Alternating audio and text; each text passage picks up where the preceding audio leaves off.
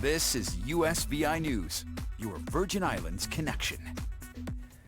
Hi, everyone. Thanks so much for joining us for USVI News. I'm Emily Matson. Virgin Islands Attorney General Denise George has settled the sex trafficking case against the estate of Jeffrey Epstein and co-defendants for more than $105 million. It is believed to be the largest monetary settlement in the history of the territory. The Attorney General signing the historic settlement agreement on Wednesday. It resolves the claims against the estate and the co-defendants named in the government's lawsuit. This settlement with the VI government is separate from any private claims filed by individual survivors of Epstein's abuse.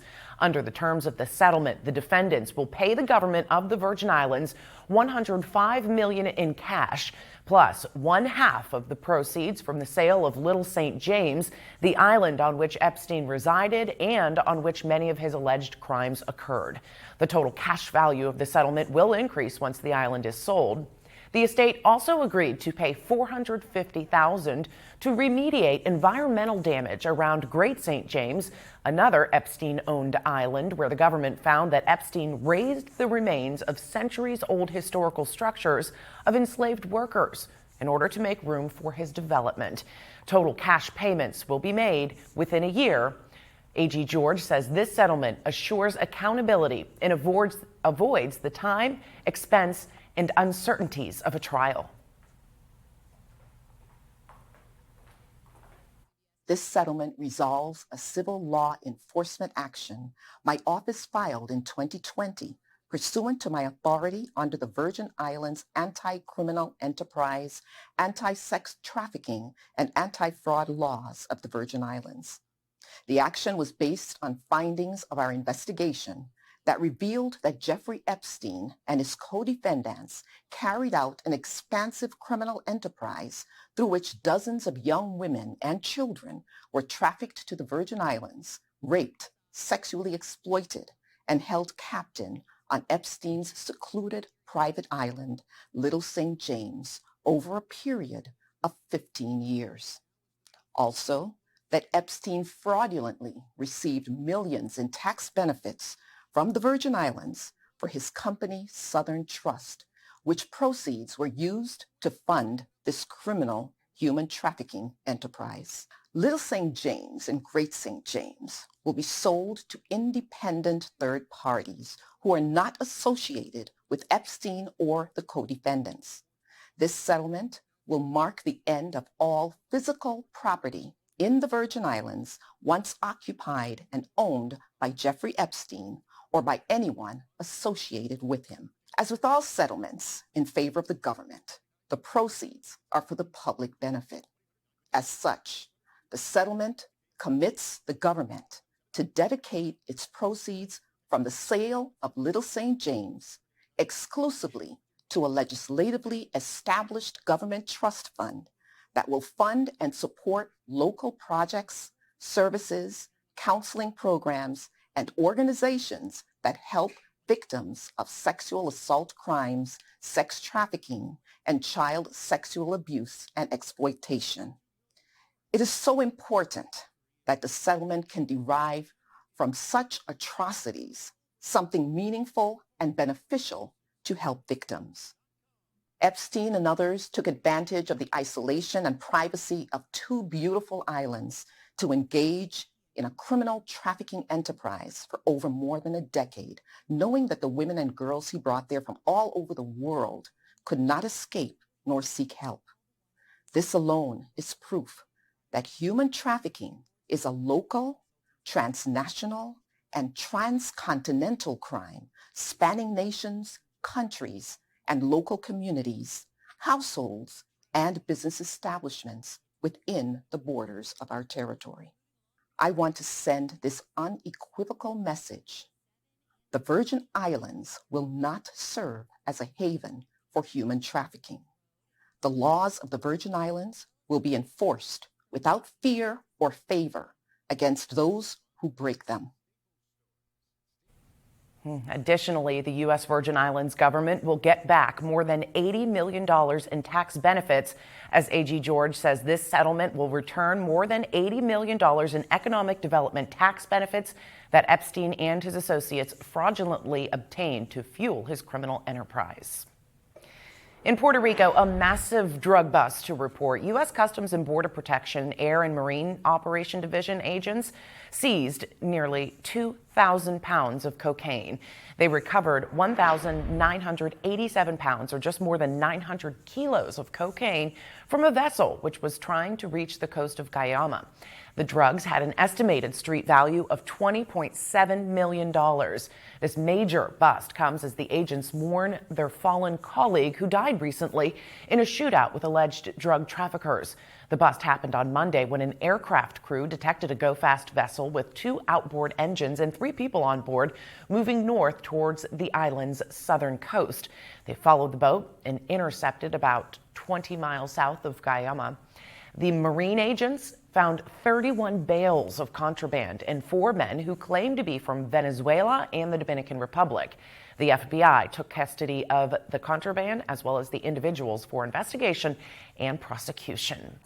Meantime, to help reduce the number of illegal drugs coming into Puerto Rico, Governor Pedro Pierluisi has asked President Joe Biden for more federal government resources, adding that the island's geographic location exposes it as an entry point for illegal drugs, saying, and quote, "The murder of a federal agent and the injuries suffered by 2 other agents last week shows how extremely violent these criminal organizations are, whose members do not respect the forces of law and order, American citizens living in Puerto Rico, and those who live in the rest of our nation.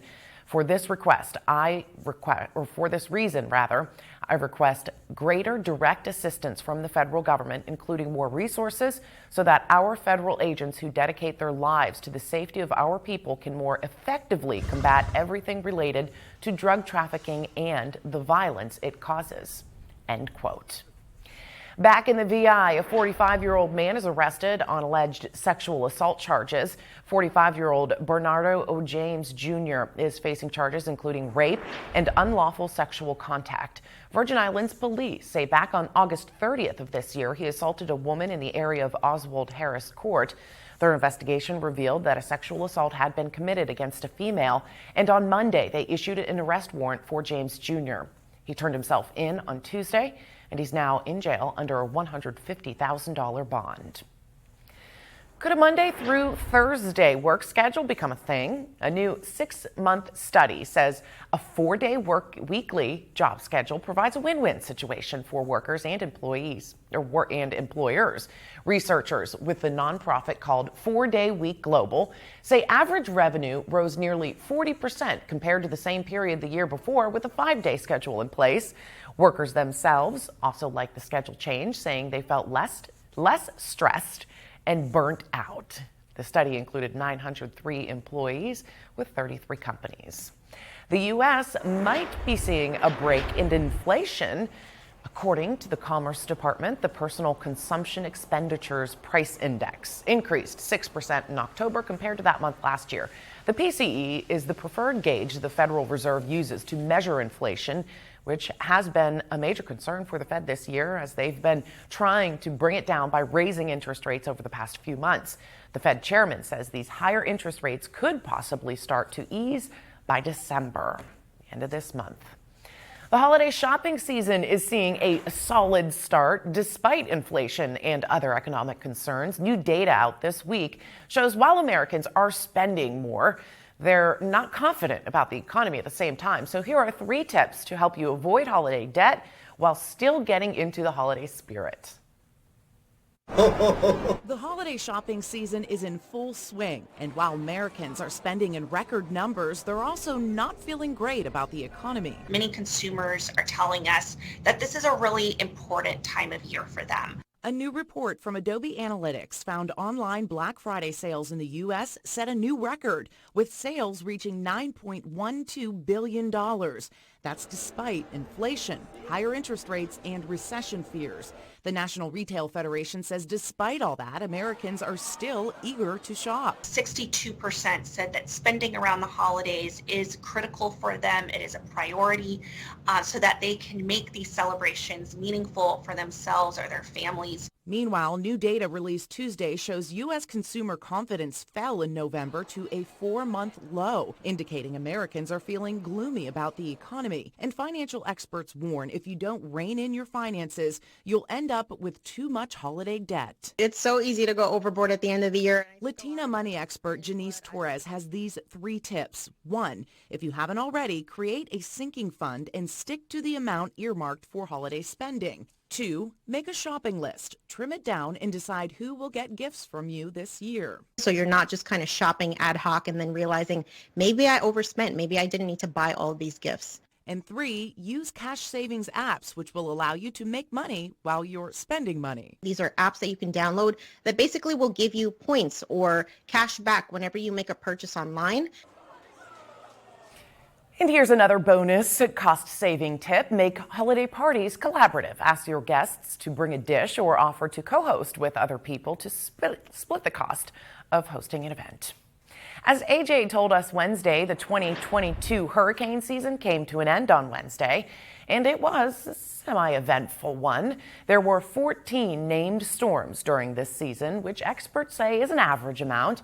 And there was not a single storm named throughout the month of August, and that hasn't happened since 1941. However, this season did have blockbuster storms that did significant damage, including Hurricane Ian. That storm caused more than 100 deaths and more than $50 billion in damages. Also, Hurricane Fiona slammed Puerto Rico as a Category 1 storm, causing catastrophic flooding there. Meantime, residents in Key West, Florida gathered to burn hurricane flags on Wednesday in order to symbolize the end of hurricane season. Ian brought tropical storm force winds and some storm surge to parts of the Keys before making landfall on southwest Florida's mainland. Several hundred spectators applauded as the flags burned to ash during this annual event.